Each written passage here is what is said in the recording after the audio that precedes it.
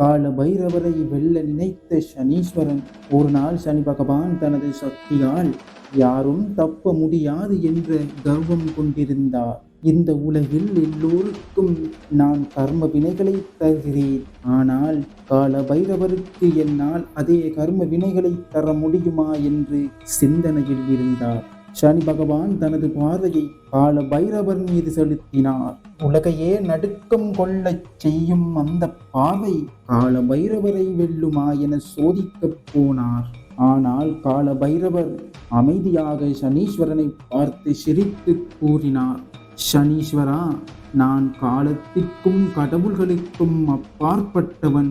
என்னால் நேர்மையான பக்தர்களை எந்த குற்றமும் இல்லாமல் காப்பாற்ற முடியும் என்று பைரவர் கூறினார். அந்த கேள்வியை கேட்ட சனி பகவான் தனது முழு சக்தியையும் பயன்படுத்தி கால பைரவர் மீது தாக்க முயன்றார்.